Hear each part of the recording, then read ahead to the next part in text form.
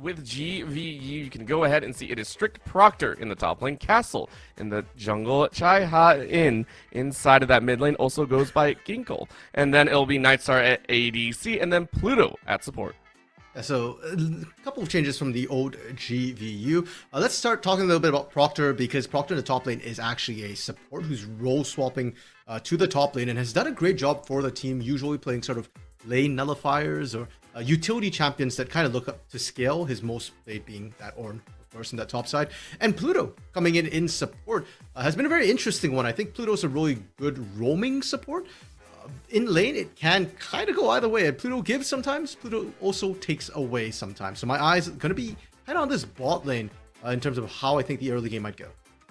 And for that, we're going to look over at OC Esports, the other squad that'll be roaming in, a little bit of a team that has a Cinderella-like story, and that's what we're excited to see. It'll be Gorilla Jones in that top lane, Trinket in that jungle, Emps in the mid lane, Josu at ADC, and Paralysis at support. Yeah, and this roster for OCU is kind of scary, Orbital, because it feels like every single player on this team can pop off and carry at any given time. We've seen Trinket and Emps really pop off together. That mid-jungle duo is very, very strong. In fact, I think Trinket actually changed his name to Emps Cuddle Buddy in game. And I think that tells you a bit about the bond between the two of them there. Gorilla Jones to the top side is an interesting one because he can be a huge lane dominant force. Things like his Darius and his Rumble are definitely things to keep an eye out for, because if he wins that lane, he's very good at transitioning his leads across the map. And the bot lane, Josu and Paralysis. Josu, a player who was actually scouted by Sneezes specifically, and kind of the team was built around this AD carry, and with Paralysis as well, who's been a very strong engage style player for Josu.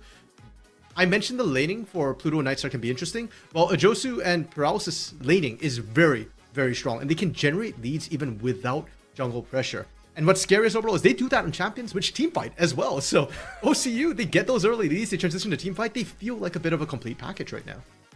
And that's what's terrifying for them, because not only do they have that style in favor, not only do they have that ability to carry without, any help or any other very specific pieces, they also are looking to complete the Cinderella story. This squad of OCU have a very, very fun, a little storyline that they have made their way through. And of course, we get to take a look at the draft. But go ahead and explain, because I mean, OCU, they've hit some hurdles and they jumped over them. Yeah, so we mentioned OCU, they're a bit of a newer squad coming in, really started this year.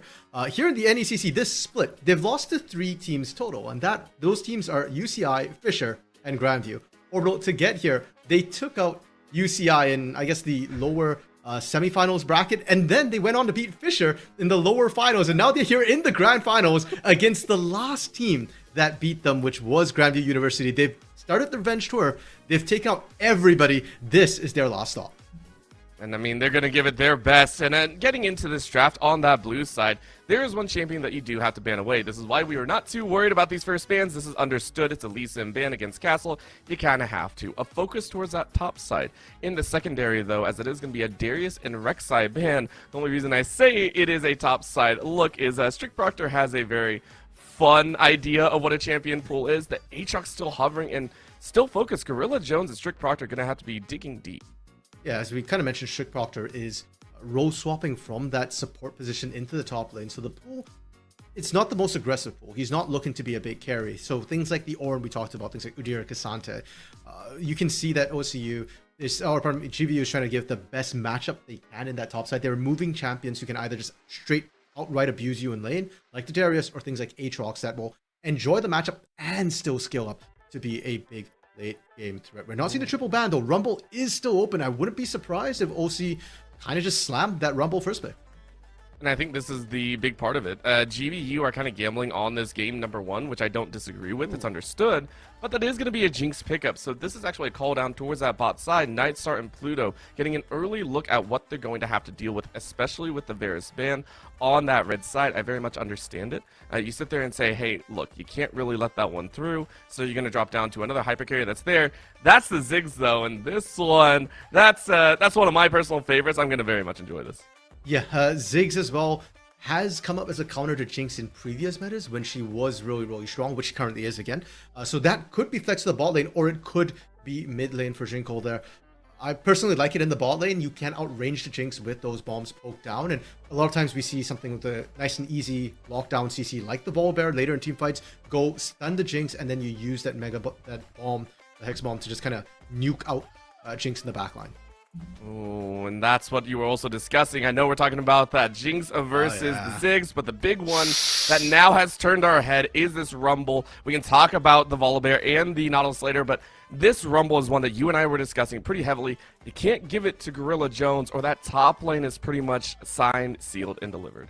Yeah, it's his most played champion here within the NECC, and one he's incredibly comfortable on. What's terrifying, Orbital, is not only is it one of the best laning top laners, I feel like it has no losing melee matchups right now, but on top of that, the team fight potential with that equalizer, the hot pot combo is always a big one, you know, things like the J4, it pairs well with the Nautilus, and it goes great into champions who are immobile, like Ziggs. You can't really kind of hop away, run away. Yes, you can put the satchel charge, but that takes time as well.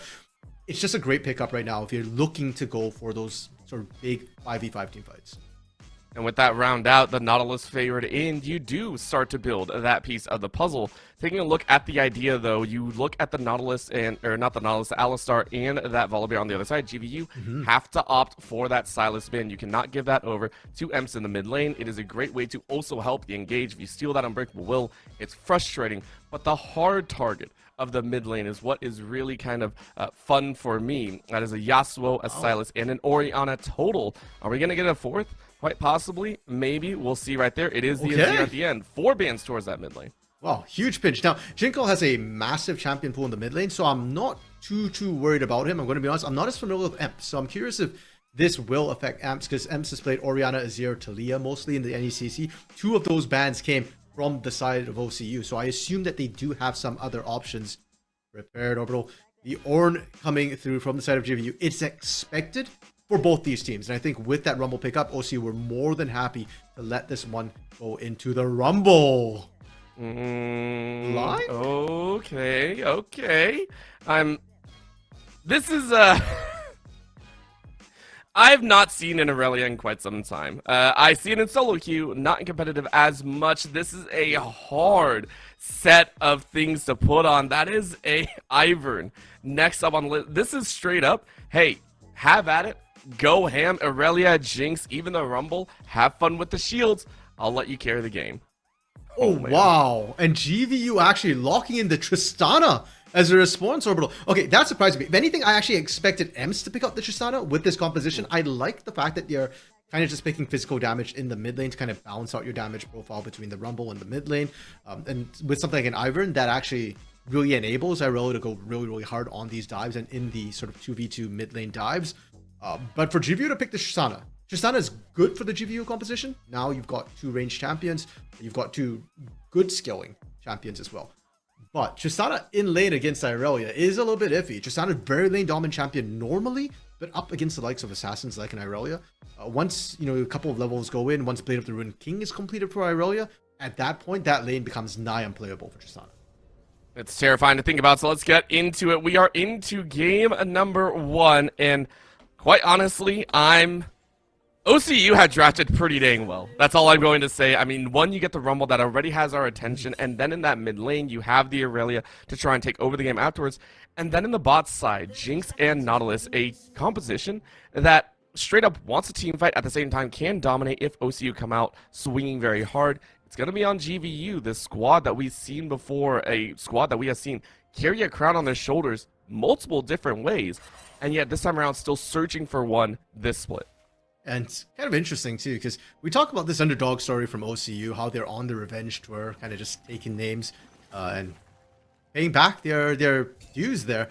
But GVU, on the other hand, they have actually not lost a single series that they've played here in the NECC. They have 1 loss on record, but that was an FF loss from GVU. They didn't actually play that series at all. Besides that, they've not lost a single series. And a lot of that has come from these sort of scaling compositions that we do see GVU picking up. So the fact that OCU kind of went with that early Jinx and just went, hey, we are going to go for late game as well, that's a gauntlet that OCU is throwing down. And if they can win with this composition, Orbital, that kind of messes up GVU's plans a little bit, because that should be the GVU forte.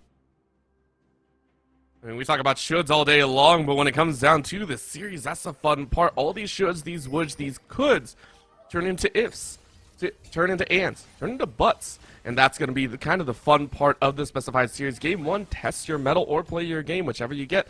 Game 2 and 3, start to adjust. And game 4 and 5, if it goes that long, adjust some more. There's always so many different thoughts here, and that's what I'm going to be very excited for. You can already see the jungle pathing starting out.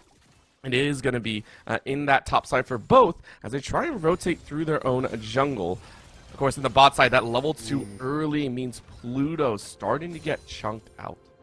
And while Alistar is a bit of a counter to the Nautilus, in the early phases of the game, especially pre-level 6, Alistar's not very tanky whatsoever. So Paralysis and Josu really taking advantage of that aggression, of that weakness to turn up the aggression. And you're even seeing the early wards actually come through from Paralysis in the jungle. They want to know where Castle is. I don't think they can actually punish Castle in the jungle, especially with an Ivern jungle yourself.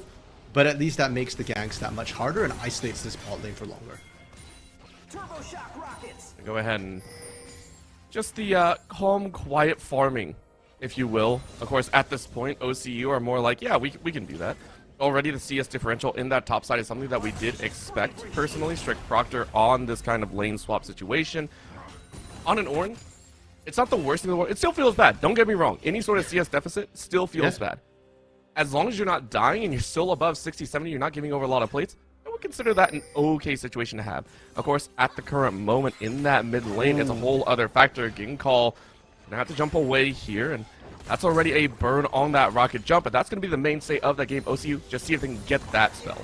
Yeah, and I feel like that's the name of the game in the mid game. Can you land the stun as the Irelia? If you can, well, the Tristana's in for a hard time, and I expect to see Trinket, as we mentioned, EM's cuddle buddy right there to continue showing up in the mid lane, give a little bit love to Emps there. Now, overall, it's also been, I've also been told apparently it's not OCU, it's just OC for the side of Oklahoma Christian University.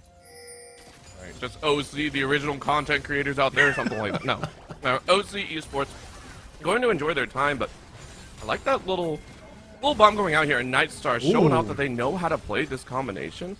Hey, even though Paralysis does pull in, if you can zone out that ADC, Nautilus isn't too worried. Of course, in this top side, it's Strict Proctor to now lose their flash. And this continuous pressure is going to be laid down. Nightstar, though, already eating the zap and a flash out of Paralysis. The Ignite is oh so low, but you're still alive. Pluto trying to get away. Hook should be up in just a few seconds, but the traps do not land, which is surprising as heck considering, but that is a hook around the fattest part of the wall, and you get it. A Josu grabs first blood. And this bot lane duo, we'll have to talk about later, is Castle? Might not even get the assist.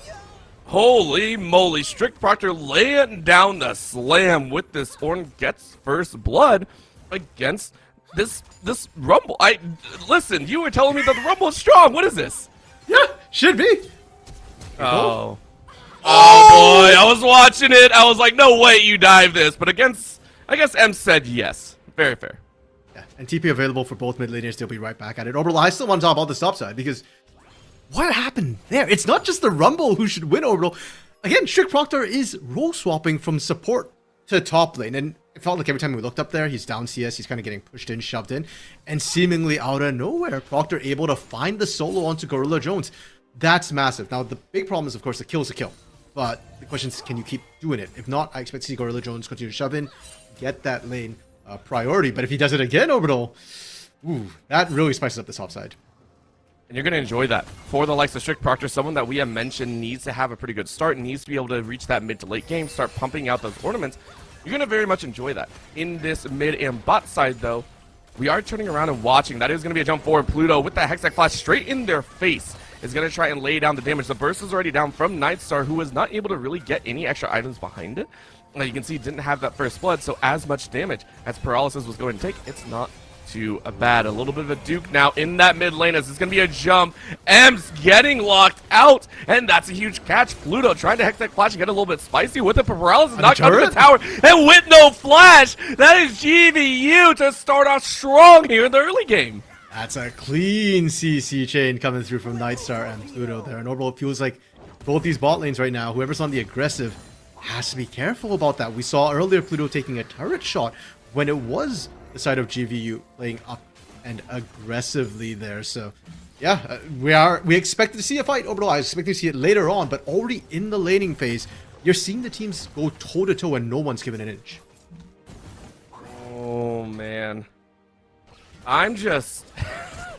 This is game one, right? This is game one. We even get a replay of this. I love this. By the way, you don't normally see this type of setup straight in front of your face, but it's just so clean. I love it. I love every single moment of that. Yeah, and the knockback, the headbutt from Pluto into the satchel charge. Like, Paralysis knew you're dead to rights. You already used the flash earlier. Trick Proctor, great dodge out from Gorilla Jones. It's scary to hear that Gorilla Jones has to burn that flash, though. That is a situation. And remember, we talked about the fact that this is one of Gorilla Jones' most played champions. If you can lock it down in game number one, and not just lock it down, but lock it down strongly and say, hey, you can't really play it, that's a huge piece of the puzzle actually gone. It's a mental kind of aspect to the game and the entire series. Hey, we left that open specifically because we have an answer.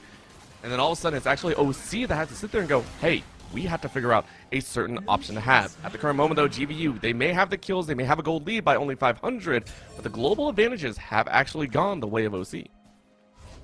Yeah, and for OC2, the nice thing about Rumble is even if you don't win the lane, which you are somewhat expected to, you still have a lot of early mid-game strength with that Equalizer ultimate. As long as you can rotate Gorilla Jones to a team fight with any sort of AoE CC, it still should be OC winning that one. Now, the problem is what happens later into the game, because you don't pick Ornn to win your lane. You pick it to skill up, you pick it for the ornaments, the masterwork items that come through starting at the level 13 mark. And yeah, there's absolutely no stopping that from coming through from Strict Proctor other than just ending the game before that. You can even see that in that mid lane. It's a nice little dance. One of the things that I really did want to point out is Jinkle is pretty adept at that buffering on that rocket jump. It's one of the big important pieces of the puzzle whenever you play at Tristana. You do want to make sure that you have that right buffering timing. That's a huge point of contact. But now we're seeing this top side. It's just a gank for gank's sake. As I mean, Gorilla Jones, you don't really have anywhere to go. And it's just a cooked yodel in a bucket. Jeez. It's Strict Proctor to grab a second. And Castle has been 100% success rate on these ganks so far. We haven't talked too much about Castle on this Volibear, but when you run a Volibear jungle, you do need to start getting sort of that early pressure down. The scaling on Volibear is not great. You just kind of become a bit of a meat shield later on, a bit of a stun bot later on in those later team fights. So it's huge that Castle's getting the action. And more importantly too, Trinket hasn't been getting in on the action. We've seen some attempted ganks into the mid lane, but it hasn't panned out. Whereas you can see Castle, Volibear, it's just so easy to gank as well, right? Like, you can just see kind of the chase down. Gorilla Jones' Equalizer is really well placed to try and buy as much space and time as possible. But you burnt Flash earlier, and look at the map situation. There's no backup coming anywhere close. Trinket, he's M's cuddle buddy, not Gorilla Jones's cuddle buddy. That hurts. That hurts to hear. It's just amplifying the top lane sadness of being alone. And Strict Proctor's like, not for me. I'm having a great time. I got buddies all over the place. And it's good to see. We mentioned this top side would be a huge point of focus, and it's happening again. Gorilla Jones, for the fourth time this game, is getting ganked. Finally gets a shield, but a jump forward with the rocket jump might put a bit of a dangerous spot just outside of tower range, though, is the Tristana. Jinkle gonna try and run for safety, but you don't. And it's Daisy to get the kill. Trinket with the Trinket kill is happy to carry on forward. Strict Proctor may be tanky, but doesn't have the damage. Strict Proctor is going to have to peel off. Pluto is here for a little bit of help, but my gosh, what a difference. Is it going to be a turnaround? You got rooted in, and suddenly no not going to come through. Daisy! Daisy, do it! Daisy with the shutdown! Flash out by Trinket. No way you get that kill. The Ivern, the Lord of the Jungle, lives. And it's perfect timing as well. Gorilla Jones using the TP, going to be back in lane to actually catch the wave, which didn't crush because of Daisy and all the action that was happening right there. Orbital out of nowhere, OC pulls out the Equalizer, and right here I was worried. You know, I was thinking, hey, gorillas are endangered animals, we need to protect them. But who else but Trinket on that protector of the jungle coming in? The shield is enough, and unfortunately for Jinkle, just not enough damage at the end. The shield was there, and from then on out, it's Daisy's, Joe. You can see Trinket, Gorilla Jones, they're just buying space, distracting Proctor. The one who's doing all the damage is Daisy. I love that fact, by the way. Daisy is one that we've seen have some fun. Just watching this beatdown occur is one of the most feels bad moments in League of Legends. It's the same as if you had, I don't know, what is it? Like a Nami just auto-attacking you in the back. It feels bad. It's hilarious to watch though, and that Oh, is bro, gonna be Daisy wins that. Daisy wins that 1v1 any day. True, true. We are watching this though, and that is a big shift back in OC's favor. They needed those kills, they needed those chances to kind of have a filter back in that top side. Granted, it's not kills into that rumble, but it's enough space. Remember, at this current moment, Gorilla Jones does have a very strong CS lead, so as long as you get this lane back under control, you give Gorilla Jones that space needed, you can still become that massive mid to late game team fighter. True. And we mentioned before, the Rumble ult is really where it's all at. The fact that you're not behind items is kind of a big deal. Speaking of objectives, though, and team fights, Gorilla Jones, that's another flash blown early. I think that's just a lot of respect being given over right now. Is it warranted? That's to be decided, but I mean, considering that you knew that Trinket wasn't going to be around, Trinket did go ahead and gather the 3 that just came up of those grubs. You are now available to push waves very hard. It's nice to have. Emps, of course, in that mid lane, getting run away as Castle is having such an aggressive early game. The pressure being mounted in top, mid, and bottom is almost giving way to the second dragon being in the way of GBU. It should, Orbital, but we are seeing a Josu and Paralysis actually push back out right now. And I think because of all the topside shenanigans, OC has had time to kind of reset. Trinket is in the area, and Emps has Blade of the King completed, is starting to get a lot control over that mid lane as well. So suddenly this second Drake becomes a lot more contested. And we kind of didn't touch on it earlier, but OC picked up first Drake. So Dragon stacking is a potential win con for OC before GVU can fully come online. GVU probably should have had that first Drake with the control they had in the bot and mid lane, or more in the bot lane. Mid was kind of even. And the fact they didn't get it then does make the second one a little bit, or it should make it risky. I keep saying should because where's OC? OC should have been in the area. They were pushing, but they paced. Remember what we said about would, should, could? That's literally this game in a nutshell. Yeah, they that's it. should be here. They could be here, but they're not. And because of that, GVU get a completely uncontested and unknown dragon. It is going to be a rocket from downtown, but it's so late in the game, or it's so late in taking, that you're just fine. At the current moment, this pacing has allowed a 1 dragon apiece lead to make way for the Hextech Soul one that I personally love so much. And I kind of like this as well from a viewer perspective, because with Hextech, so of course teams are more willing to fight, and this also kind of gives GVU a bit more scaling time, right? If they had lost a second Drake, their Drake becomes a lot dicier. That becomes a must-fight Drake almost for the side of GVU. Jinko able to dodge out the stun again. I don't think we've seen really any of the stuns hit in a meaningful way in that mid lane so far. Every time it does land, Trinket's not in the area. For that reason alone, it feels like this this Tristana pick is actually getting a lot of value. Jinkle has been able to stay in favor of CS. You know, that Aurelia will pop off mid to late. We're sure it's going to be a big carry threat. At the current moment, you're fine. Not only that, you completed your goal with nigh any issue, which I think is pretty nice. Bot side, we're seeing that flash come out here. Josu saying, cool, you flash, I flash, and now I got to stay way behind turret. It's whatever. This is to be understood because Paralysis did decide to roam away. These flashes are not equal, bro. Pluto has Hex Flash, so that can still be the play they want to look for. TP actually coming in behind. I was not expecting this. This is going to be a jump in. Gorilla Jones dropping down this Rumble Ultimate. The Equalizer denying an opportunity. It is a 5-man gank to the bot side. I say 5 because you saw Trinket on that edge. Big pickups, though, as it's a lot of gold into a Josu's pocket. Yeah, and the push from Strict Proctor and Ginkle, they are going to get... Actually, Ginkle, no, of course, that's a Tristana. Is it a mistake, though? Good. That's what I was waiting for. That's going to be the buster shot to keep yourself alive. Wow, but Castle went straight to the bottom lane. Gets a kill, but no extra help, meaning this could be turned around. No route to come out, though, as Castle goes ahead and secures that 1 kill. Even though you pick up an extra, it will not be anymore a Josu.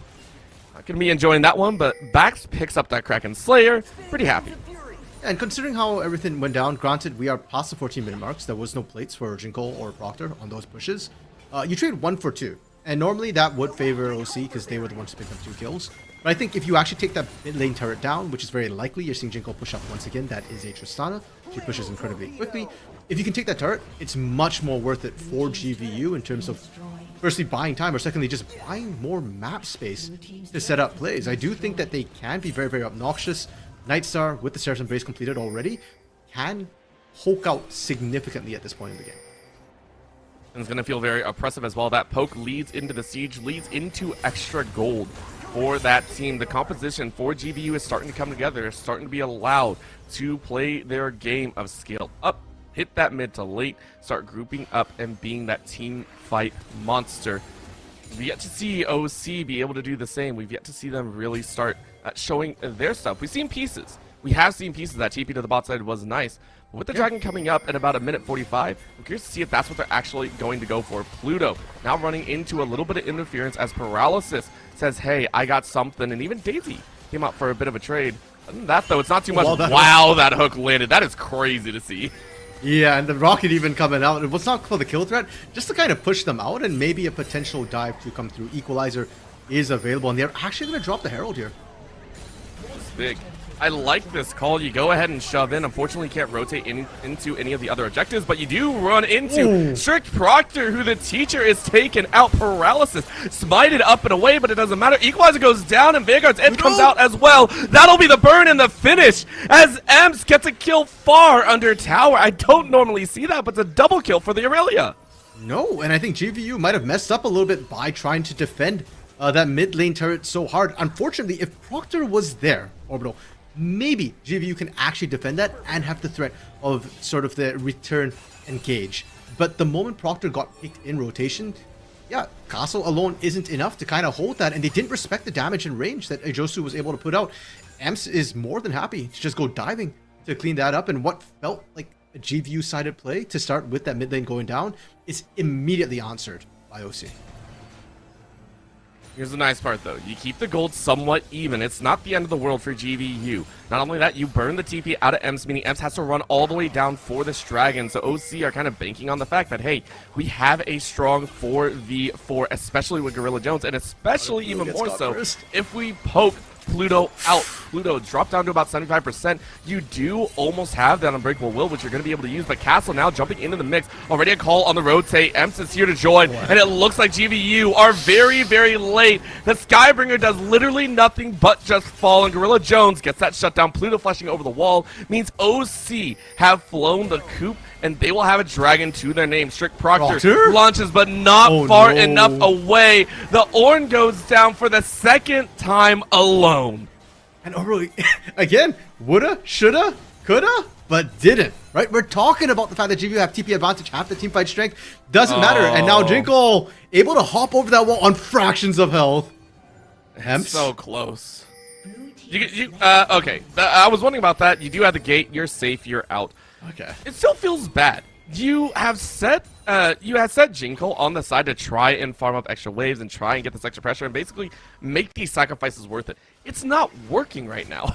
No, and the large part of the problem is because Jinkle wants space and time alone in that top side, but you're not giving it to him elsewhere from GVU. And granted, Castle's the one who hops out of the bush, but I'm going to tell you right now, it did not matter if Castle started that. It's GVU overextending, and Strict Proctor was still way back in lane when this kicks off. So what should have been an easy collapse for GVU, what should have been a numbers advantage with the TP they had, what should have been a 5v4, ends up being a 4v3 to start. And once you get one kill, it's so easy for OC to just turn around and keep playing that numbers advantage game. Now, they did also pick up the dragon while all that happened. It's not that important yet overall because it's only second Drake, but it is starting to stack. And if GVU are still behind gold at that fourth Drake, now we've got problems. Scary thought to have. Right now, OC starting to build up their lead and starting to rotate it into Baron control. You can see a couple wards being dropped. Pink ward in that river brush. Rocket from far end. Or not a rocket, a bomb there. An Inferno bomb is nice to have. And on the bot side, it's still the likes of Jinkle. And I'm really just watching this as Pluto looks to get caught again. There is no flash. I don't know where Pluto is going. It's just another simple death. Fourth of the game. Oh, bro. That's where Pluto's going.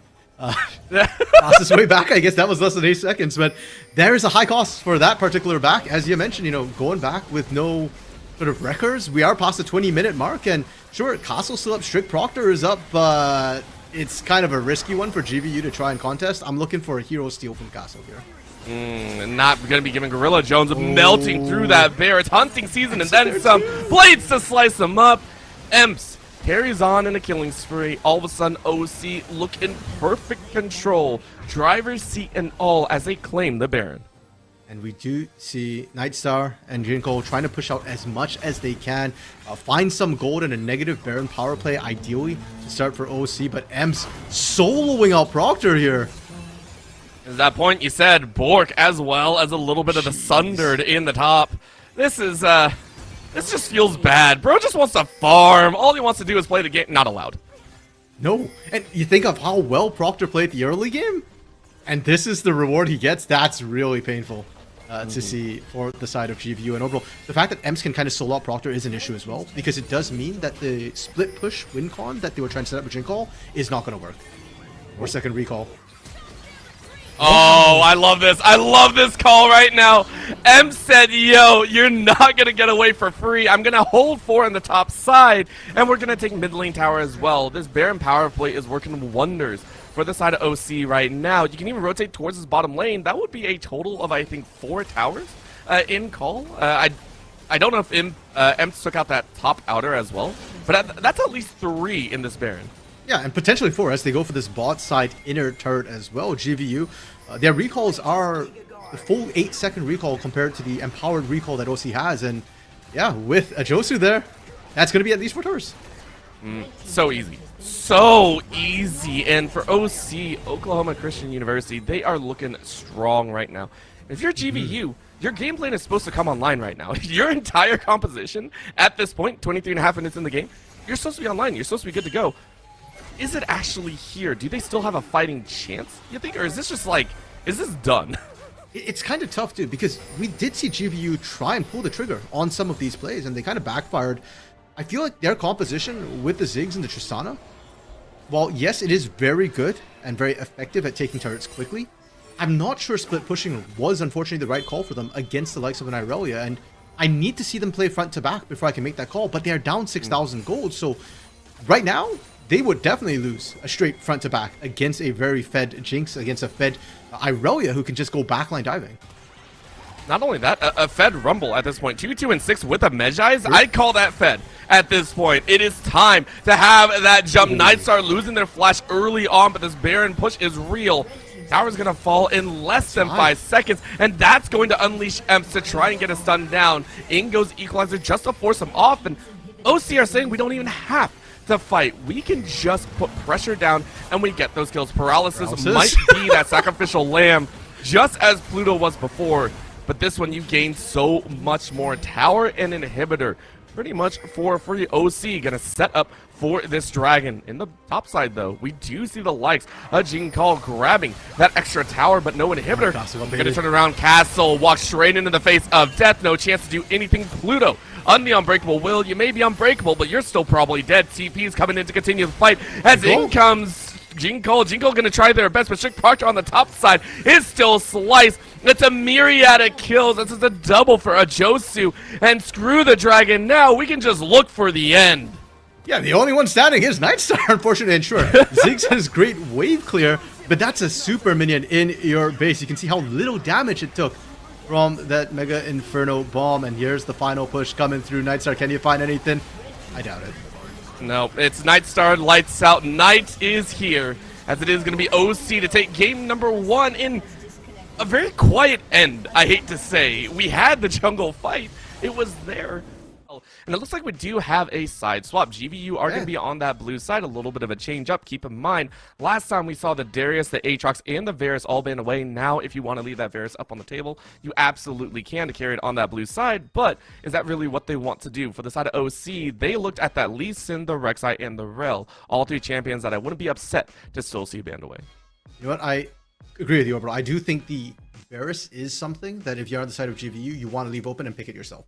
Nightstar and Pluto can be lane dominant. I've seen them do it before, and the Varus is a champion that it's easier to do that and still have that scaling power if you want to run that lethal tempo build, or you could go full lethality as well. You think it makes sense in that sort of matchup. Whereas for OC, I think you're running back the kind of same bands there, the Lee Sin, the Rek'Sai, and even the Rel, because I think Rel is a perfectly good B1. You can blind it, you can, well, I don't know if you can still flex it. She did get pretty heavily nerfed in the jungle, so maybe you kind of let that one, or you wouldn't. If you banned it blue side, I expect to see it banned red side. The one that I'm actually going to be very surprised about, I don't think GVU have to ban out the Rumble either. The Rumble itself was, it seemed like they did have an answer for the side of GVU, which I'm very, very impressed at. It's something that we ourselves were very curious about. And I actually like this a lot more. That Ivern had a lot of impact in saving that top side specifically. Whenever we saw the like of Trinket enter a lane, we knew things were going to get a little bit haywire-y. So I respect this ban a lot. Now the question is, will OC actually still go for that Rumble depending on the matchup? That's what I'm curious about. If you still feel confident, which I think you should, no reason to not. GVU still waiting for their first pickup here. I'm interested to see what they go for. A lot of options on that table. It is going to be that Varus that we talked about. Okay, like we expected, I think it's a really solid first pick, Orbital, and it leaves your options open in terms of what you want to draft, right? Varus fits into pretty much every composition, just like he fits almost every AD carry build. Now, let's talk about the Rumble a little bit, because I do think the Rumble is still playable. And if anything, I do think Gorilla Jones kind of fixed his sort of early laning mistakes into Proctor. So I think the laning phase should go better for him. And his team fighting was still really, really strong. We saw that Equalizer come through quite a few times to stop the likes of Grandview being able to engage. So sure enough, we see that. The Jinx as well being picked up. If it ain't broke, don't fix it, right? I think all those picks they kind of ran so far are still viable at this point. It's really what GVU picked that might then change the draft. And I like this call. Hey, listen, we had a little bit of trouble trying to get into the mix and also having an out. The Alistar Pluto did not have the greatest time, and I think that was a fallout of the game itself. Got caught a few times. We were talking about some of those deaths that just seemed a little bit awkward. The Rakan has so many more outs for your team, and I really do appreciate that. Now with the cover on the top side, if this Gragas is going to that top lane, I'll be very interested to see how that plays out. A little bit of shift, AP versus AP. Yeah, I actually like that a lot from Proctor. If you were able to find those kills on the Ornn, I think it's easier to find them on the Gragas, and the disengage power from the Gragas I think is going to be really important. I like the fact that you've gone Gragas and Rakan. Both of them, as you said, have outs. So there's already a lot more margin of error for this GVU team for whatever mid and jungle they want to opt for. We're still seeing the Nautilus because, hey, nothing so far on the side of GVU has necessitated a change of plan from the side of OC. Sure, Gragas might look for the disengage and reset the fight on a Rumble Equalizer, but the Nautilus will be there to kind of set that up anyways, and the Rumble is already blind picked. So I like what we're seeing. Also, now waiting for mid jungle from the side of OC. And I like this. The tempering of that mid lane switch up, the Emps, Aurelia, not going to be given over. I can really appreciate this one. I think mid to late, it had a lot of pushing power that was actually able to stop the Tristana in the tracks. So the adjustments are being made. Of course, I still think Emps is going to have a wonderful time no matter what champion you put them on. They looked very good. But this is now a flex into the jungle. Go ahead and ban away another easy engage. This is something that we actually didn't see in game number 1. No ban of the J4. The hot pot combo you cannot allow to go through into the lower bracket pick phase. Very nice ban there as well. Yeah, I mean, they allowed it last game. So I'm actually surprised that they're banning it this one. But I think it's more that Varus really doesn't have any mobility. So you want to avoid things that can get onto him. Now, this is surprising to me a little bit overall. I was wondering if OC would go for Tristana. Go for double marksman plus the Rumble. I think that's a very, very strong combo. Instead, they've blinded the Talia, which is, okay, she's got a lot of utility. She doesn't have a lot of bad lane matchups necessarily, but they're leaving counterpick for jungle, which to me, it's an interesting role to kind of leave counterpick to. It's for me, it's the same as support, leaving it open, but the Corki to come out here to have a little bit of that long-range value, I still like this. But the Xin Zhao, what are you actually going to answer with it? That's the question. Xin Zhao has a lot of really nice situations. That's a Bel'Veth. Oh my god, okay. Okay, I mean, I knew Trinket played it in solo queue. I just haven't seen it for a while. It kind of just slipped my mind that Bel'Veth is an option. And hey, if we're talking about jungle counter picks, I do like that. Xin Zhao often picked into Jinx because Crescent Guard blocks the damage from coming through when Jinx is outside that circle. And if you're inside the circle, you're within hitting range of that Xin Zhao. So you do want somebody short range who can actually get in there and still threaten through that Crescent Guard. Bel'Veth will do just that. She scales incredibly well, can be a carry within her own right. But the Corki orbital, I think that was a good answer to Talia. I was just saying Talia doesn't have a lot of weaknesses. She doesn't have a lot of counters necessarily. Range could be one of them. With the Corki, you'd outrange the Talia. The laning phase is not so comfortable for the Corki, but you don't pick Corki for the laning anyways.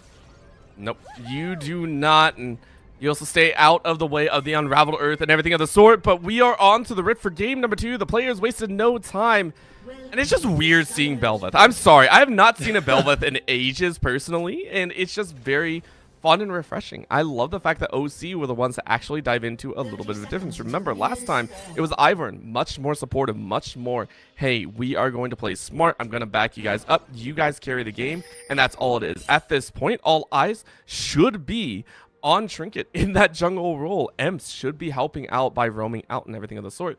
So many little things going to be played off of this game number 2. GVU, for their sake, want this to go their way. And I think back to last game where we saw Trinket on the Ivern. That's not necessarily a champion you get very aggressive on. But I think with Bel'Veth, despite the nerfs she got fairly early in the season to her early game, I still think she's a really good ganker. And I'm looking at the lanes as well that GVU have. They are gankable. Mid's probably the hardest one to gank on that Corki, but Varus, that bot lane, that's a vulnerability you can look for. Gragas up top as well might be looking to trade in on that window, on windows on Rumble. And again, is somebody you can kind of look to take down with the damage that Rumble puts early. Castle, though, is sitting in a bush, and I kind of like this. I think the Xin Zhao wins at that level 1 fight. Oh, good smite away. Did get the big. So it's a little bit of a trade, 2 for 2. You can see it there, but now ganking in the mid lane and Disaster striking as there's no way out. A final stone to throw, and that's Emps to emp over that mid lane. Unfortunate for Jinkle. Yeah, that's really painful to see. First Blood going over to Emps as well will make that lane harder to play. And unfortunately, I think Jinkle just not respecting the fact that Paralysis might have been waiting in the area as well. Was desperate to try and help out Castle, get that early kill. And now it's kind of backfired. Thankfully for Castle, though, Castle is okay. And Castle can be the great equalizer. Xin Zhao, one of the stronger early game champions when looking for duels and for ganks. I think it's fair. At the same time, we're not sure if we're actually going to see that value come through. We notice how OC was able to almost tailor that mid to late in their favor, even when from behind. So, see how GVU decided to play it out. Both junglers now starting on a little bit of opposite sides after that early duel. It is going to be a blue buff for both. And then they're going to try and roam back out top side, though. Gorilla Jones and Strict Proctor are dueling out like their HP bars are non-existent. I already like that, and that scares me. Normally, if it's 50% on both tanks, it's fine, it's whatever. With somewhat squishy champions, I'm always scared of an all-in and someone trying to layer down the kill. I'm actually curious, too, if we see Trinket kind of go for the invade on the jungle side, knowing that you pushed out Castle early. If you do that, then Gorilla Jones needs to play a lot more carefully. Now, though, it doesn't look like that's the case. Trinket is hitting towards that top side of the map. And if that's the case, then you want to see Gorilla Jones get down an early ward just to make sure you don't get tanked before Trinket can get up there. Of course, with the enjoyment of Strict Proctor saying, hey, I know where the enemy jungler is, same on the side of OC. There is no help on the top side. Instead, you're going to collapse, and Castle with Flash is going to jump and actually jump on Gorilla Jones. I actually kind of like this, but a flash forward from Strict Proctor leaves Castle in a vulnerable spot, and a flash knockout means Castle, you went too far. Their own over-eagerness to get a kill leads to their downfall. Oh, well, the line between genius and a huge mistake is very, very fine. And Gorilla Jones walked it perfectly. I was so worried for him walking that way when you knew Castle was behind you. You know that Xin Zhao does an incredible amount of damage in the early game. But sure, he had to burn Flash. But the calls in from Trinket and Emps were good. They managed to get there. They get the collapse, and they get yet another kill. This time onto Castle, slowing him down, I think will have a lot of repercussions for Grandview's early game. Oh. Not only that, Gorilla Jones just trying to push this wave out. Strict Proctor has more than enough to kind of wait it out. But I mean, you get through the minion wave. I think that's going to be enough. Shield is up. Auto attack is done. And Strict Proctor gets a freebie. I'm pretty sure Gorilla Jones had more than enough time to run. But hey, to each their own. Let me double check something here. Gorilla Jones, 6 games of Rumble in the regular season, most played champion. You know, it doesn't feel like it. Last game, already kind of losing that lane against Ornn surprised me. That fight, you can tell you're not going to win it. The burst damage is way too massive for you to do anything. And Gorilla Jones could actually have walked away when that huge minion wave was stacked. Instead, you opted to stay there and give over a kill for seemingly no reason. And now we're seeing another chance here. Strict Proctor does not have TP. It's an attempt to kind of keep Strict Proctor here. Take a look at how much time is being burned, though, because Castle is on the other side, ready to make a play. And it's looking like it's way more impactful. Huge wave crashing for Nightstar and Pluto.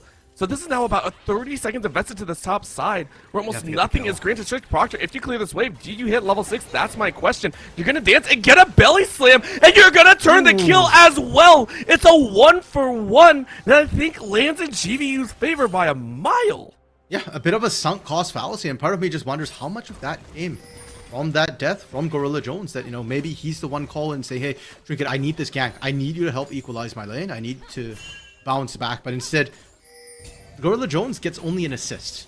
Proctor gets another kill, and as you rightfully mentioned, Ejosu got zoned out bot wave, 2 waves away from Ejosu, and that's your Jinx, that's your hyper carry in this bot lane, and you're up against a Varus who's running Halo Blades, who's already annoying and tough enough to deal with in the early game.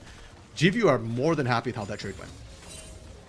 Feels so good. Also, considering how game number 1 went, you started out with a somewhat successful lead. You had some early game presence, especially for Castle, who was ganking pretty much all over. This time around, you haven't as much. Not only that, we're past that 6-minute mark, where I think last time we saw the early grubs be taken as well as the dragon behind.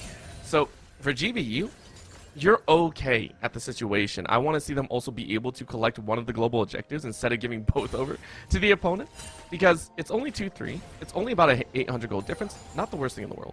Sure. And now that I mentioned that as well, bro, one thing we probably should talk about is the scaling for both of these teams. I might not get a chance to, as Trinket is looking down here.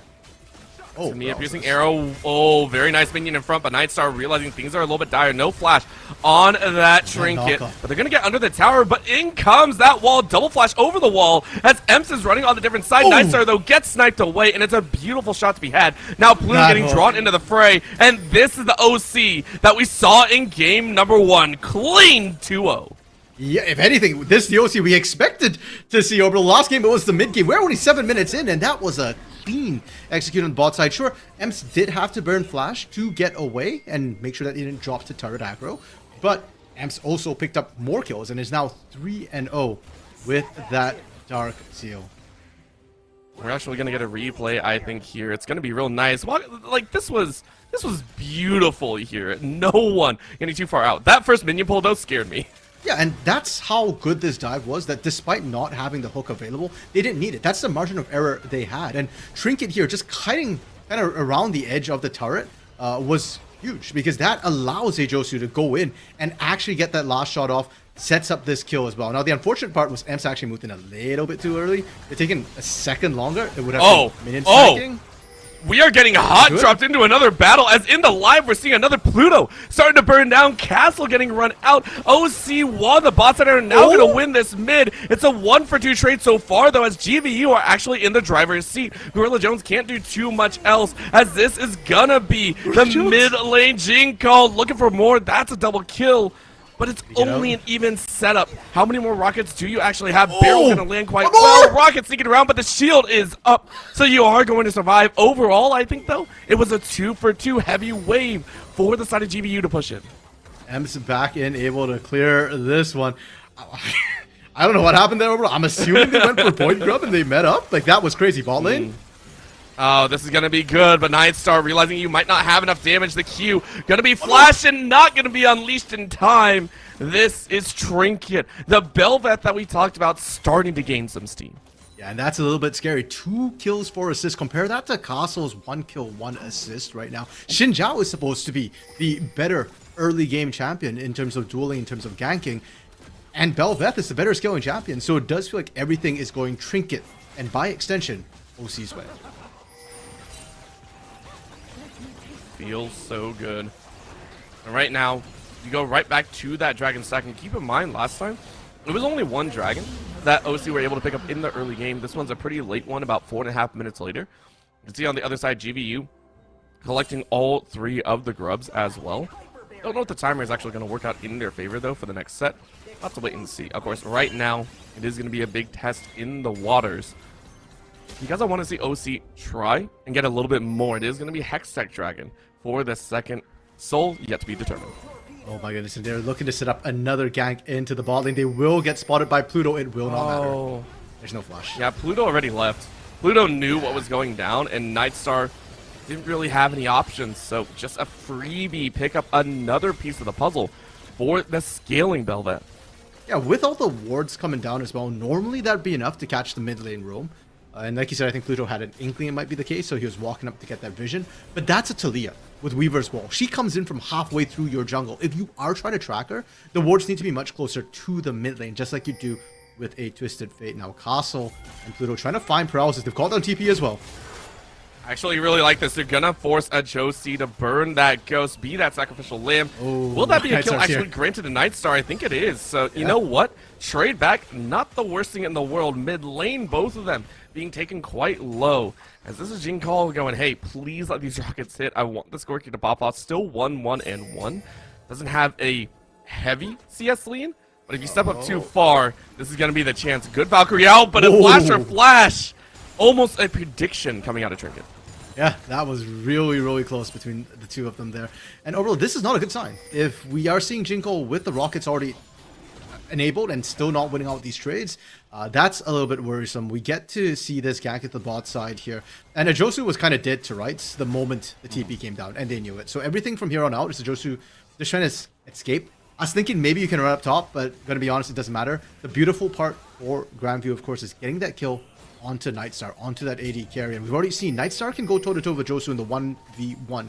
The last time it happened, it wasn't a 1v1 and Trinket showed up. So Nightstar gonna want to try and get every little bit of an edge you can. And then next time Paralysis roams, try and punish this Jinx again. And you want that sooner than later. You're going for the early game, mid game lethality build, which still can pump out damage later. It's just not as much as a Jinx. You're not going to be free firing, you know, sustained damage all day long. The fact that you're even having to get support to get these kills feels kind of bad. Not the worst thing in the world. Like I said, maybe I'm putting a little bit too much pressure down there. For right now, though, you are going to even up that CS lead. You're going to be overtaking them as well with 10. And at the top side, Strict Proctor already building that Rod of Ages. Gorilla Jones, of course, leaning more into that Leandris, try and get some extra value there. But draw in, though, as Pluto, who is trying to run interference, just got level 6 and that less engage. You're looking to deter any future dives. Oh no, Orbital. I was looking at inventories when you mentioned the Rod of Ages and I just realized GVU. They are going for a late game skill once again. Equalizer comes out top lane. Late game one scaling more. for someone that is not late game just yet. Strict Proctor does hit level 10. Maybe you get enough time for those abilities to come back up, and the cooldowns no. are there. So if this lands, this is over. No Jones is flash in on trouble. either. This is going to be a dance left or right. You get the belly bump. Oh, but in comes a little bit of a trickster. The 1v1 not honored, as it's going to be Gorilla Jones to grab the kill. It's a Talia. It's never a 1v1. Orbital Ems is just doing his job. Castle looking to reciprocate in this bot lane. Do I have a window of time? Okay, I think a Josu and Paralysis are fine. I actually wanted to highlight the cull that Jinko bought. Just bought actually just after that replay. At, what was that, like 11 minutes? It is a very, very late cull coming through. And that hurts. If you take a look, most CS numbers are only going to be 220, but that doesn't matter when you're roaming. You're not going to pick up CS on the roam. They're not going to jump. A Josu trying to flash away. You are. Ghost is not available, but the rest of the team is here, and they're going to try and slow it down. Emps again with a beautiful delay, but the kills still come through. It's a 4v3. And it's death from below, Reset. but that is Emps to pick up one. Can this be Reset. Trinket gathering another? And that's a jump and kill. Very nice grab by Emps to grab 2. But Trinket solo. wants more. Trinket wants to clear these last have 2. flash. And that'll be the denial tool. I think Nightstar, you have flash, but you don't want to flash away over that fat side of the wall. You just bite the bullet, take the death. And it is going to be OC stop it? again Can he stop to it? gather more. No stop on the recall, just a couple plates. Split second. Honestly, I think Trinket actually probably could have gone for Pluto and left Nightstar for Emps or a Josu to pick up. But either way, what was that? A 1-4-3? 1-4-3 at the end of the day on a dive. And that's the thing with Talia, right? We just talked about how Talia never makes it equal. You always have to be so aware of her mobility. And it's not just the Weaver's Wall as well. Her passive Orbital, when she's near walls, she moves faster. So you have to take that into account when you're kind of looking for these dives. Taking into account the passes, the abilities, and all the possibilities. Strict Proctor realizing maybe you're not as tanky as an Ornn from previous. The Drunk Man put to sleep in this top side. Third death for Strict Proctor. And that actually messes up Castle's plans as well. Castle was looking for the Herald. We'll have to back off now. They're looking for a Josu. Mid lane, okay, it was a good idea, an attempt. Oh, we get the replay of this dive. So what's super important to watch as well is sort of the positioning. Because Talia got the base off after that top round, unfortunately, it felt like GVU just wasn't aware of the timing of when Talia can get in. And Ajosu getting out there was absolutely criminal. I'm going to be honest, Ajosu doesn't need to be alive to carry the rest of this fight. But it was nice, and the moment Emps kind of showed up, it was basically GG at that. I think the main piece is that Josu living just feels even worse for GVU. We talked about in game number 1 a little Right bit here. off time. This is what you were talking about. Yeah, I you should do have just gone for agree. Pluto. Yeah, Pluto could have gotten dove. I think that's the end of the play. We are going to take a look at the live now as we're right back in for the upcoming Dragon. It is now well and alive.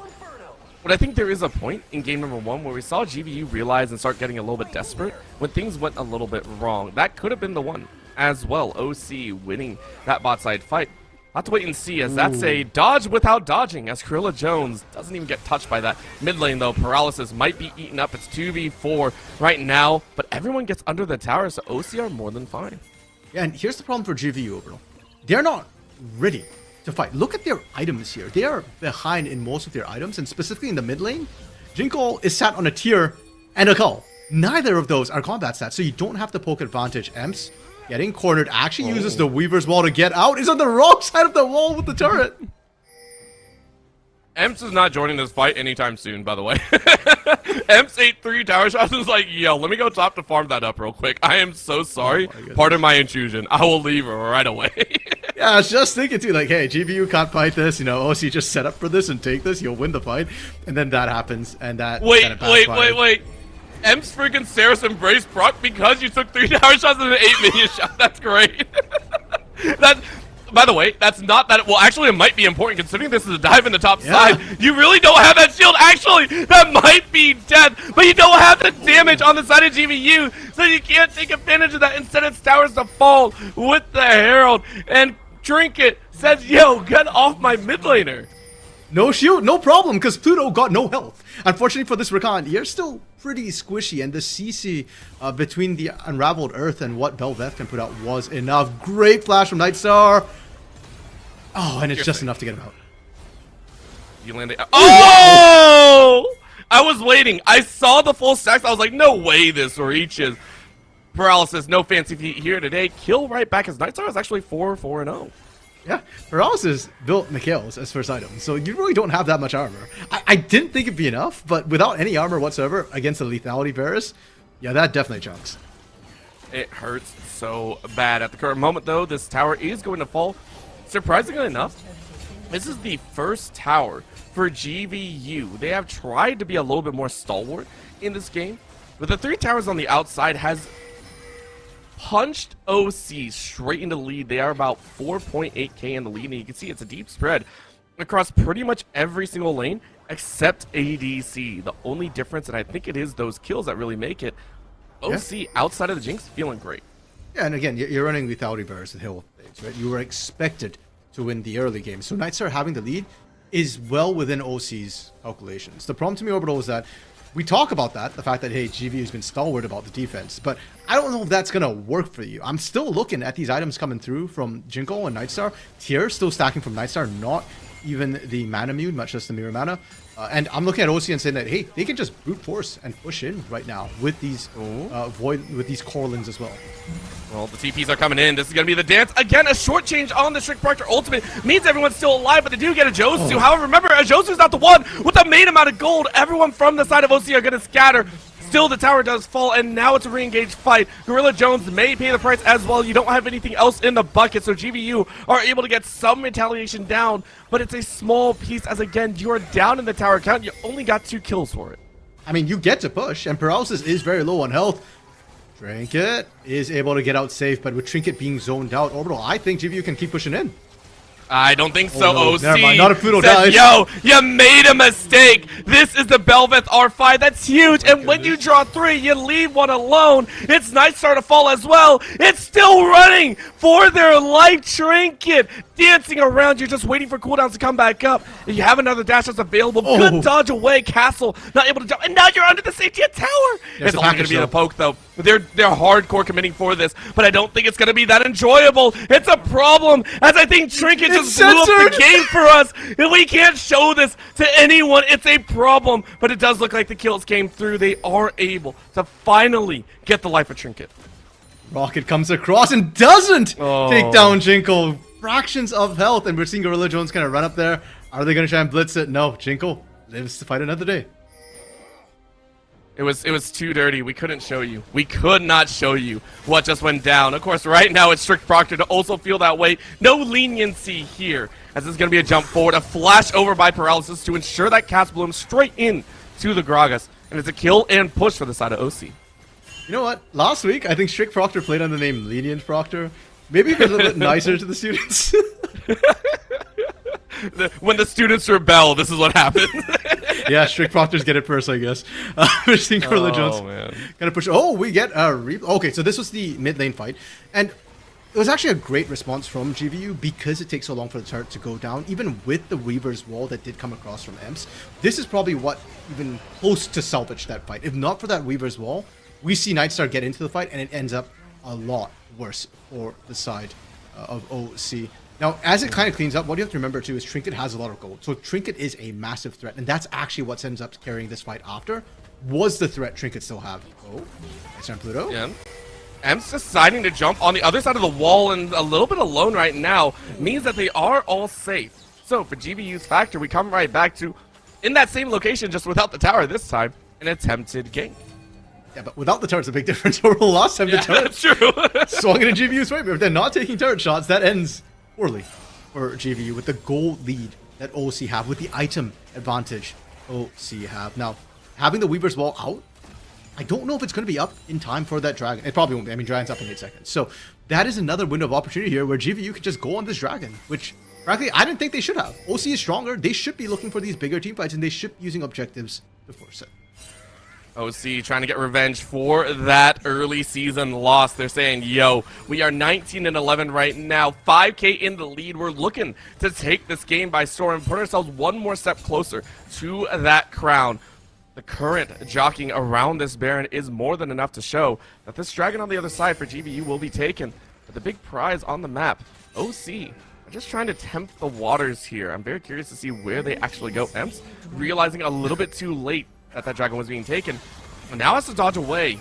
This goes ahead, eats a little bit of damage, rooted down though. Chain of Corruption is big, and that's two ults burn, but they do find Paralysis as well. GVU fighting back, Rocket goes out, Nightstar has to run, but you get the reset, and guess what? Jinx is all on it. Josu, with the help of this Gorilla Jones, are gonna fight, and now they run forward. That's gonna be almost a knockup of Pluto dashing away. This is what we talked about, the variety of outs that GVU have. However, it's still a win for the side of OC. Yeah, and OC going to try and push their luck a little bit with this Baron. I say push your luck because it's very doable, but with Gragas, Corki, and Rakan, GVU actually can make this very difficult. The poke is there. They have the front line to do so, but Jinko's not moving. They're just staying where they are, and with the smite available, I think they're a little bit too late. Not even pickups on the back end. They could die here. It's gonna be a burn. It's a smite away, and now they fight TP coming in, and this is disaster for GVU. They tried to stop the bear, but now they'll lose their life. That's gonna be a zapper not landing. That's just a flash out from Jinko. I think this is more than doable, as that's a solo by Emps. Down goes Pluto. Down goes Jinko, and that's a massive swing back, as right now OC are double the kills at GVU. And they're looking to straight away push with this Baron. Josu is kind of low on health. Castle will be zoned out by Trinket, and because of Jinko just going down, that fresh death as well, Orbital, it's such an easy push from OC. There's not a ton of wave clear available. It's just Nightstar, and he can only be in one lane. This hurts so bad. Right now, GVU just trying to salvage what they can. It's going to be a little bit of a stasis held off by that Seeker's arm guard. And I think Gorilla Jones just trying to clear the wave. You will pay the price, but look at the bot side. Tower has already fallen. Castle gets the kill. But the job has been done. Base is now opened up. OC more than happy, as we are going to get a replay of this Baron fight. GVU just trying to scrounge out some scraps. Yeah, before. Yeah, I mean, this is a critical fight, right? The fact that Emps does go down, but once again, you know, it's sort of the following fight, and we're starting to hit the Jinx moment of the game. That's the moment where Jinx, it just becomes, can you kill this Jinx? The Talia is nice, she was the playmaker, but the team fighter is going to be the Jinx, and of course they just kind of run down at this point. Now the peel from Baron's very interesting too, because it is all-seeing Baron, and that's really what shafted GVU in that moment, because the angles you come in are kind of rough, and if you're in that long corridor, yeah, it's just a perfect funnel. You've got to use mobility spells to get out, or you're busted. Feels bad because we all saw it and we were like, oh dang, okay, this happens. Right now, GVU understand that this is not going their way. They have been behind for quite some time. It's only getting worse.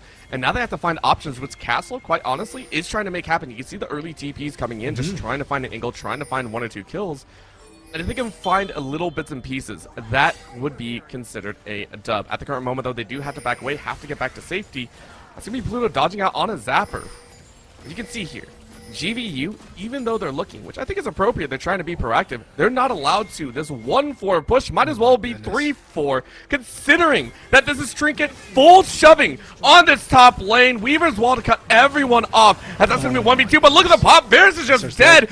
And the engage coming out of GVU, it's still not going to kill Trinket. Trinket dives right into the mix to stand and deliver.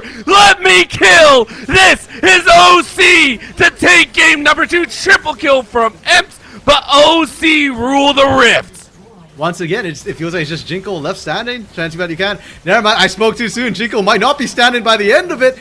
Full ace from GVU and OC Esports right now. They're looking terrifying overall. Their mid game is just spectacular, and that's twice GVU have fallen in the mid game. Let's line it up right now. It is going to be GVU still on that blue side, and keep in mind what we saw before was pretty much same bans across for GVU, except for that Ivern swap up at ban 3. Yeah, well, for OC as well, I mean, their composition was very, very similar, right? Like, they kept the bot lane the same, the top lane the same. The only changes were in the mid jungle because of the bans, as you mentioned. So I'm also curious to see if OC changes anything up, because I think GVU are kind of out of answers. Like, I don't know what more you can change with your bans. You need to ban the Darius in top side. You need to ban the Aatrox. Those two are necessary. You know you can handle the Rumble. So then you just get one ban to play with, right? And if you open up the Ivern, then OC just goes back to what they did game 1. So I'm not, for me, for Grandview, it's not about the bans. It's really about the picks that need to change. Oh, they actually banned the there. picks. That is... You don't see that very often. I just want to point it out. You don't see a round 2 ban of an ADC like a Jinx normally. The respect given by GVU, excuse me, is something that even surprises my digestive system. I'm going to have a hard time kind of swallowing that here. Rek'Sai on the other side, though, still very much the same. GVU, this is now the big swap up. What do you want to ban third? You banned away so many other options. It's now the Rumble. 2/5 of that composition from games 1 and 2 are now taken off the table. Okay, so to me, this means GVU, they forget the potential risks. We're dealing with what is causing a problem for us right now. I honestly don't think the Rumble was it. I thought Strict Proctor did an amazing job handling it. And the Jinx surprises me too. Your blue side, you could first pick Jinx. I know Nightstar plays it. Nightstar is a great team fighter. Things like Jinx, like Kog'Maw, those are sort of his bread and butter champions that I've known him for his misfortune. I mean, not so much late game carry, but huge team fight presence. First pick Udyr for Strict Proctor. Overall, I feel like this is about as close to carry as what we might see from What was it? You were mentioning before, Strict Proctor is very strict on the champions he plays. It's like a Sante, Udyr, and Ornn. Yeah, and this is one of the 3. I love it. I love it so much. We get to see it outright as well. This is now going to be one of the first times that we see GVU actually invest as much on the top side. Bot side, though, a Josu moving from the Jinx to the Zeri. This better be paired with a pretty strong support later on down the field, or else I'm kind of scared what happens in that pot lane. A direct counter, though, the Gnar to be taken against that Udyr. Yeah, and that's what happens when you just blind an Udyr top lane, or blind any top lane champion, right? Especially into something like Gorilla Jones, who does have a pretty big champion pool he can reliably fall back on. The Zeri pickup as well, I feel like that's sort of the secondary big sort of late game skilling AD carry pick up when that Jinx is removed, that or the Aphelios. And the nice thing about Zeri is you don't need a team necessarily to play around you there. So your team can still draft whatever they want. If they want to go for pick composition or like a jungle carry, that's still definitely an option. Overall, I'm excited. I called for a carry from Castle, and he has defaulted to the Viega. I like it. And not only that, paired with something strong in that mid lane, it is going to be that Talia, which we saw had their own potential. Yes. But Emps coming out with an answer of their own. This is now the ball delivery system that you and I have known very well. Maybe a Nocturne to come out as well behind it. I think Nocturne, has fallen off a little bit of the train. I think some people have kind of shied away from it. Still very powerful if you do want to lock it in. Now moving towards those ADC factors, though, OC saying, hey, the Varus, the chain of corruptions was very strong, would set up that Viego very well. We can't let it go through.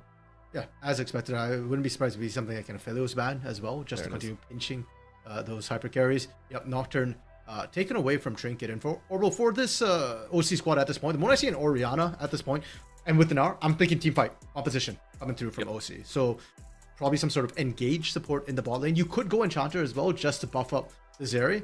But I really do think for OC, especially with the strength that we've seen from Emps and from Trinket as well, pardon me. Like I like to see almost like like the Belveth could kind of be repeated here if you want it, with some sort of engage support.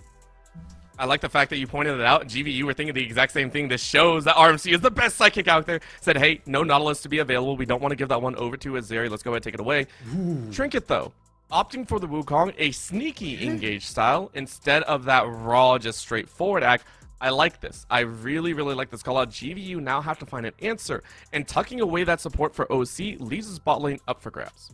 Okay, and GVU seeing all this engage on coming towards them on OC's side, I do like the Xayah. You just go Xayah Rakan here, I think, and then you try and get control of that early lane. Xayah does really well into all these sort of melee team fighters running into you. I'm going to count Nar as a melee because you want him mega for the team fight.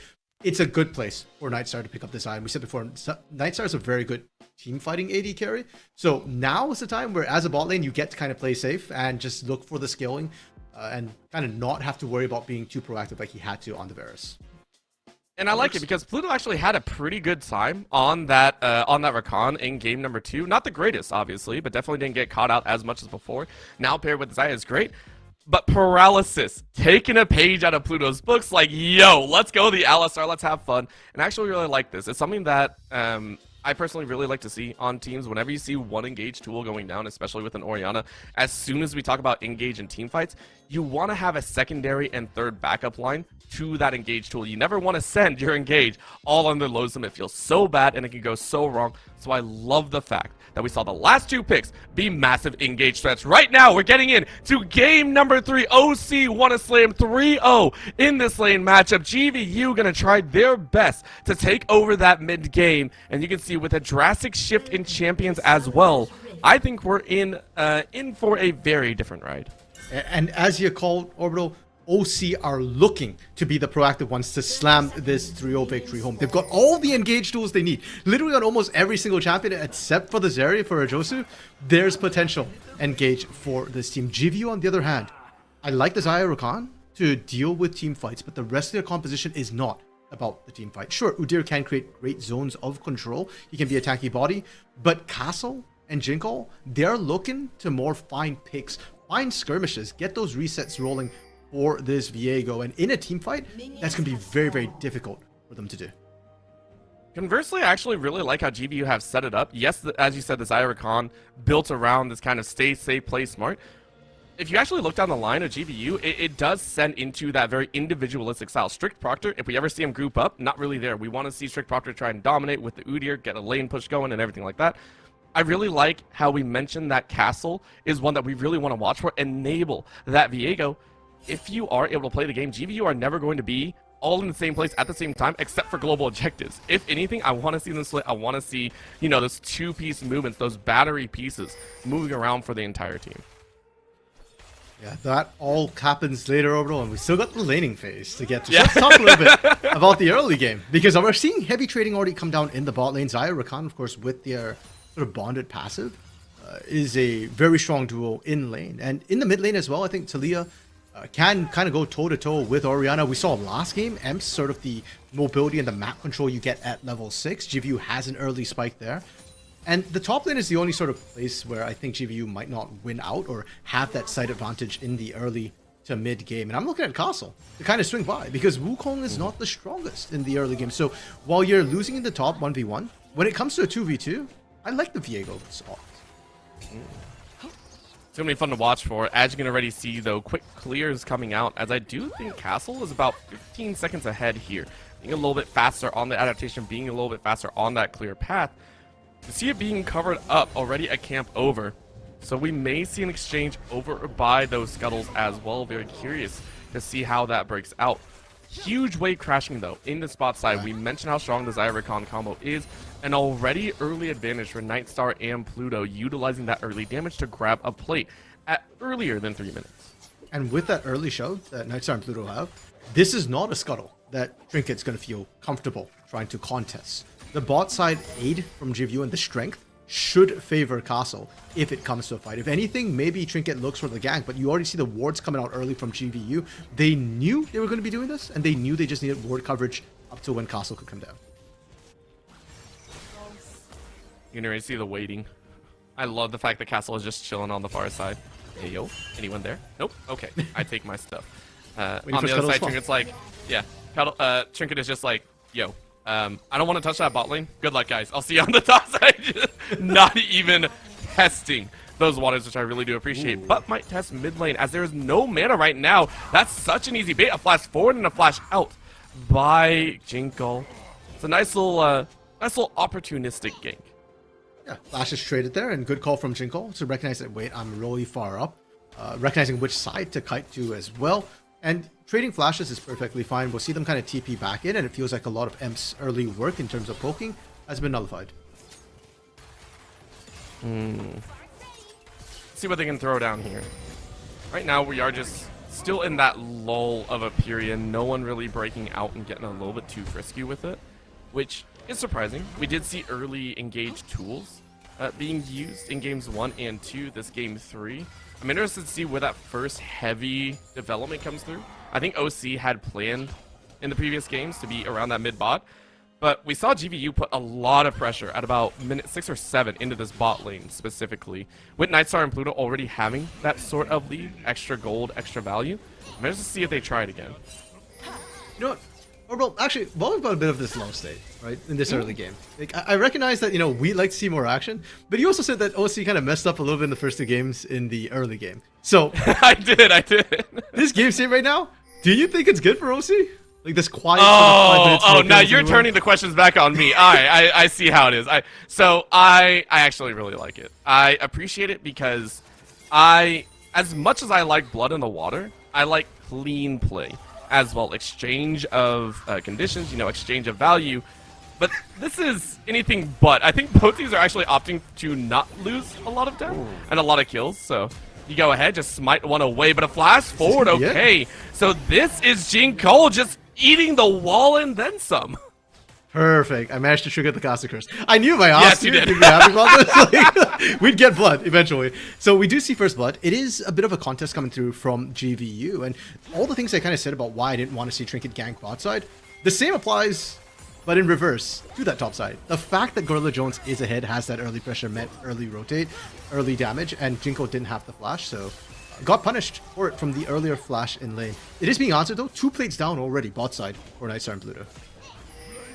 And this is a heavy difference, I think, from what game 1 was, or game 2 was. Of course, the other difference is Castle having to burn flash, not dying inside enemy jungle this time around. It's also a little bit better. However, losing that flash does mean you yield a little bit more presence over to Trinket, who 0-0-0, not the worst scoreline in the world, of course, but if you want to look for it, maybe you could go for that first dragon. Castle had to burn flash. Maybe you get a jump on them. I think going for first drag right now for Trinket is risky. Like, if you knew Nightstar and Pluto had base, maybe you go for it. But really, Trinket himself would like to get that level 6, get that Cyclone. That's when you start looking for those sort of big team fights. Gorilla Jones getting run down right now. Oh. Wow. That's Udyr for you. That's Udyr in a nutshell. It is, but I also feel like this is Gorilla Jones for us this series. Like, we saw this on Rumble too, where he just seems to overestimate how much health he has and doesn't really get out quick enough in a lot of these situations. Like, we saw the hop there right at the end. I feel like if you use it sooner, maybe you avoid some of the damage coming through. And props to Proctor. Again, we might say that, hey, Strict Proctor's got a strict champion pool, but he knows it really, really, really well. Like, he knows exactly how much damage he can pump out. Here's a point where I think a lot of people do say specialists are kind of nice to have. You have your 3 champions, and that's all you really play. Granted, if we do see a shift over to the Fearless Draft, you need to have a much larger champion pool. But in this instance, I do like it. This is also something that we didn't mention, Strict Proctor. So far in the entire series, has actually had pretty significant leads, or at least even states that we've really enjoyed. On the other side, though, OC still waiting for that mid game to roll around. Nightstar and Pluto, though, yielding and granting themselves a much larger boon, as we do see Gorilla Jones just straight up proxy farming. I love this. I mean, to be fair, Gorilla Jones, as much as he has died to Strict Proctor, he's always up CS. Right? I don't know how I feel about him proxying on Gnar, though. I do feel like that's very, very punishable. And I guess maybe it's a bit of a distraction as well to try and buy Castle away from this bot lane where Josu and Paralysis are kind of getting hammered pretty heavily. I'm actually getting a little bit worried as well because with this Zeri and Alistair, if you get low enough, there's always the potential for a dive. Viego is really good at getting the resets and getting out in situations like that. So maybe that's the call for mostly apply pressure somewhere else to distract. I would agree with that, and I think that Josu and Paralysis realize they're not the main focus right now. Actually, take a look at the gold. It's pretty net even, so for all that's gone down on the bot side, it's gone evenly on the other sides of the map. True.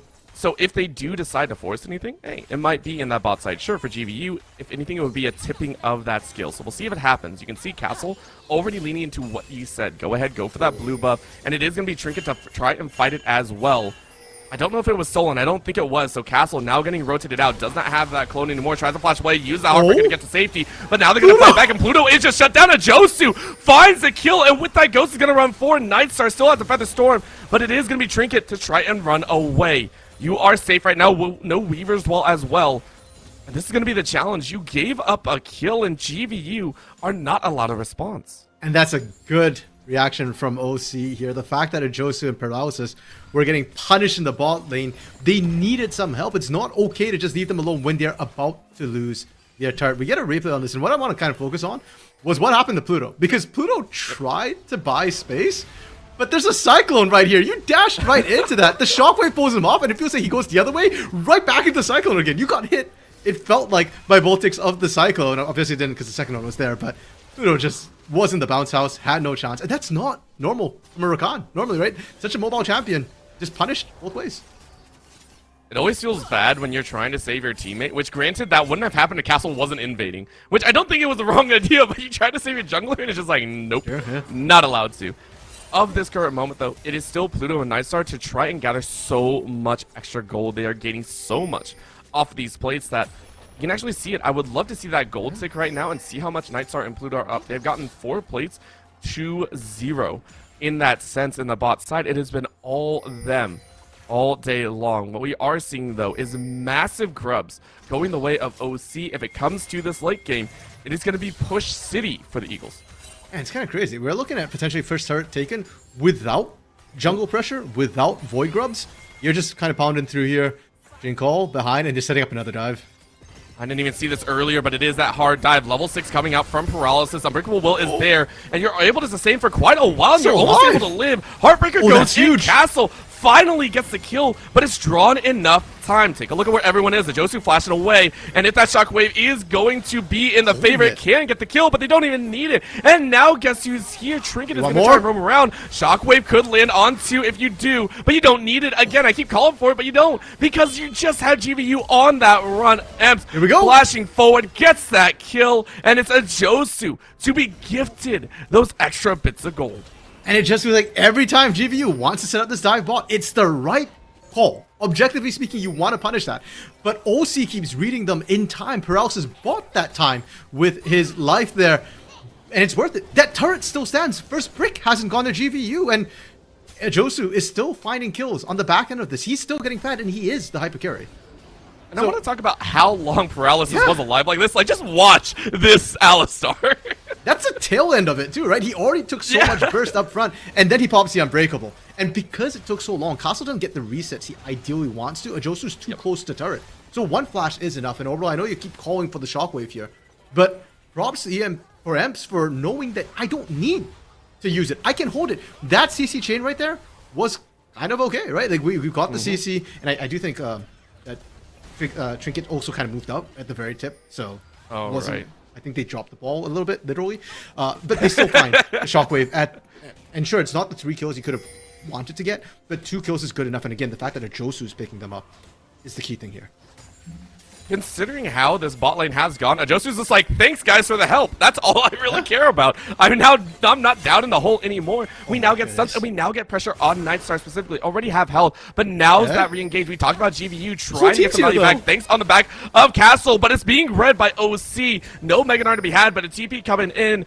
Emps saying, yo, you don't get that extra help. It is 5 members strong for OC and 5 members limping in from the side of GVU. Take a look at the bot lane. lane. It is Pluto and Nightstar do not have that much HP, but Peralta's going to try and hold on. That's Okay. Witness going in, charming up everyone. It looks like a fight that we had, but the Shockwave Shockwave in the back line lands. No kills come through, though, but it's a double kill so for low. Pluto. Strict Proctor trying to get a few more. Weaver's Wall goes out. It's a little bit of a slow. low. Ajosu still free firing on the back line. That's Hello, going to be the Jones. Mega Nard. You get one throw in. But that's all it's going to be, a 1 for 2 so far. But look at the low HP bars. Another chunk out of Pluto is taken. Meganar is available, or not available to third. You're going to dive right in. Wait, I Gorilla think Jones? Gorilla Jones might have got you. Oh, Okay. what a wall-up! What a wall and an ult behind! This is a fight for a quadra kill. Gorilla Jones getting one more revenge shield. in the top side. A final chunk as Gorilla Jones goes ape on them. Let's go! Gorilla Jones has had such a rough series in lane, but in the team fight, when it matters, they're all so low on health. And I thought Gorilla Jones was gonna die, Watch this. hopping into Watch 4, this. and he didn't even go for the immediate turn either. But yeah, right there, nice easy double, and thankfully Emps followed up as well. Emps has no mana, by the way. That last shield was all Emps had left in the tank, and going mini here actually was the ideal moment for him to go mini, because then you get the extra range. You're able to clean up, and OC, from what was a balanced even state orbital, they just blew the game wide open again. We were mentioning that Gorilla Jones has had like a quiet series so far. All you needed was one. I loved every moment of it. OC are delivering, and they are wanting this series victory. They have stomped their way through their revenge tour, and this would be the icing on the cake, taking down what were reigning champions in previous iterations of other leagues, being able to confidently come back and get a 3-0. They just need to close out what is arguably their strongest points throughout this series, the mid game. They have to close out the mid game neatly and carry on to a victory. Like, is that not such a nice thing to hear for the squad? It's nice for them, but it's not done just yet, overall. And GVU this game have showed us a lot more proactivity. Shockwave onto Ginkle. Wow. Oh, Okay. I was Yeah, watching she's that and I running was down. like, I don't know why Jingle is in this position to begin with, and it feels so bad. Yeah, and that's basically from 100 to 0. I mean, granted, it took 2 combos. Peralsis has Unbreakable. I'm not even worried right now. It's a level 1 Unbreakable, by the way, and Castle and Pluto are just like, bro, what can we do? We can't cut through this. It's painful. M's also there with a shield.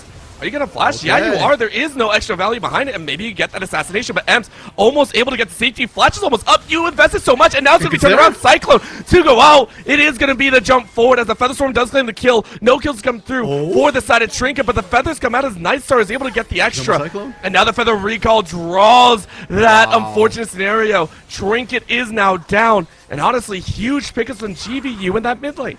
Yeah, Josu late to the party while all this is happening. Gorilla Jones is just pushing this top side with Herald. And Shinko, he died once mid, not again. No, the poor Talia Mininar just in time. They Oh, get they're so the dead. HP draw, and now you might get away, but in comes Castle. Strict Proctor and Castle gonna try and do their best.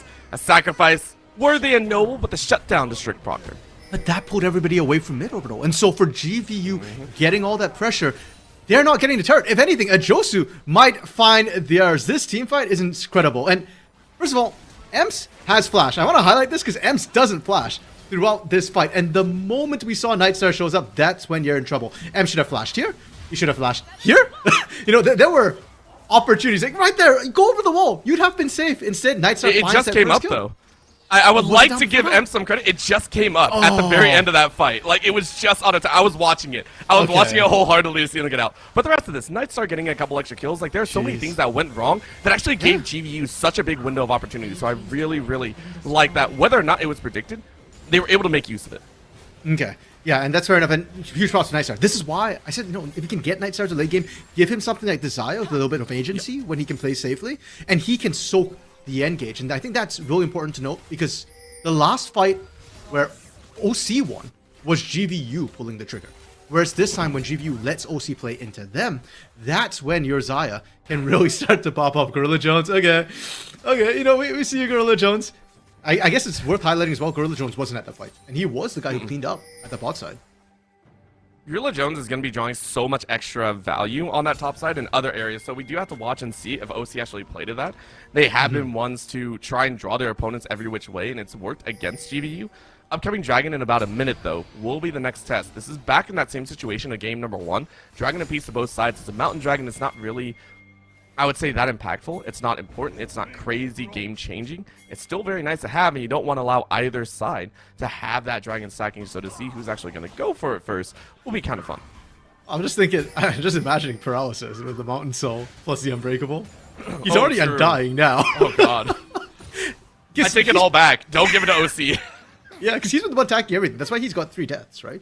Because he's doing his job, and I feel like Mountain would give him that much more benefit. So, yeah, I think OC would be more than happy to look for that. And the other thing overall, too, is that while I kind of agree with these compositions, maybe Mountain's not the most impactful Drake necessarily, OC is still looking for team fights. Let's not forget, this composition is still ultimately a team fight composition. Even if Gorilla Jones wins the 1v1 split push, because of the Talia, the split push is always going to be dangerous for OC with the ability for this Talia to just cover sideways really quickly. So OC ideally still wants to force team fights where their comp will shine.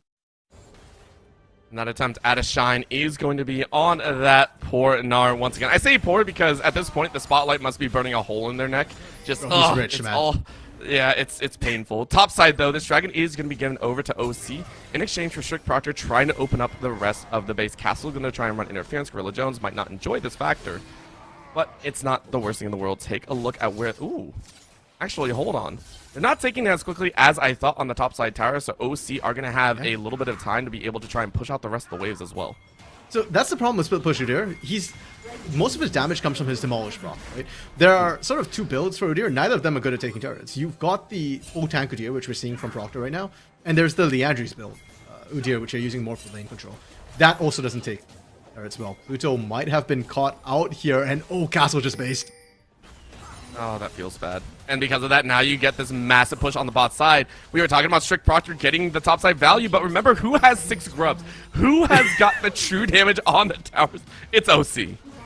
Yeah, and now it's paying dividends. Yes, they lost first brick, but it did not matter. And again, they don't have to back off either overall. They can continue to pressure up looking for team fights. They've got a lot of vision on this bot side. There is a wards TP from behind, but Udyr flanks are not that scary. Whoa! That flash keeping them all safe, and now the knockup behind. Ems is taking white low, but it doesn't matter. Ems kills off Castle, and now it's the rest of Oklahoma Christian University. This feels like desperation out of GVU, but it feels like cleanup for a Josie. Gorilla Jones gets some help with the knockups, and they're chasing everyone to the back. The Feathers do next to nothing, as it is 4-for-0 for OC. And overall, once again, we were just talking about how GVU played better, hiding backwards, letting OC engage into them. But in this particular case, it was GVU playing forward on this play. They looked for Ems. They were kind of going for it. They pull in, and they get split. The other critical thing to note is the big carry for GVU. Nightstar isn't in the fight till multiple members are dead. And from here, we're looking for an amazing Nightstar performance. It doesn't quite come through, but the attempt was there. Almost managed to find some kills. I love this recall here. The Feathers. If he just had a bit more, if he had the team there, it would have been a great setup. But a Josie being able to slam through these early ADC carries, especially from a Josie who I believe picked it up in R1 of the draft. Crazy number to have. 4-0-5, having a stellar game considering how hard you were forced into that kind of famine type early game. Right now, Baron is currently on the table. The rest of GVU realize this, and they're all trying to play around a desperate attempt to stop. Oh, watch for Trinket on the flank right now. Is on wards. GVU has to be really careful about this one. And Nightstar is trying to threaten out a Josu in the 1v1. I mean, Gorilla Jones is also mini-Nars, so I think GVU have a feeling they're not going to hard engage just yet. You want to see that Narbor maybe half before OC commit for the full engage. So what they can do is turn around for this Baron, get more wards down, try and cheat out an opportunity, try and bait GVU into that unfortunate scenario. You can see the hard stack coming out here. Emps and Ajosu still kind of playing frontline right now. Yeah, and we talk about the fact that GVU doesn't want to be the team to engage. Well, you might not have a choice. At this Baron, Shockwave being used on a single target onto Talia, who can just TP right back into the fight. I think that's a call for OC to maybe threaten the Baron at that point, force somebody out and go for the 5-man blitz. They're trying, but that might have been the bait call. Again, Strict Proctor went a little bit too far. Remember, you're just an Udyr. He can't do too much. You don't have flash. You're just shredded and dead. It's the kill that you want, as you call it, the TP, but Jinko is a little bit too late. Now with the Udyr down, there is nothing GVU can do but watch this Baron fall. I don't even blame Strict Proctor there, Orbital, because when you see that Shockwave come out onto the Talia, the assumption is they're trying to chunk somebody so that they can get a numbers advantage and go for the Baron call. So somebody needs to go in and check that.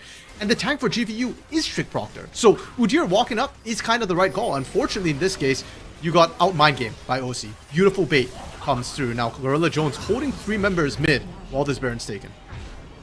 Once again, the gentlemanly Nard says, I will hold you here. Let me serve you some tea while my team gathers the objective. At this point, OC feel like they have everything. All they don't have is a soul. And the soul can come later if they so wish. A 5-1-10 Emps in the mid lane. An 0-3-5 Paralysis. A 4-0-6 Zeri on a Josie. And then, of course, it is, Trinket to round it out at 0-2-5. And then Gorilla Jones. 7-2. Like, literally everyone playing so well today.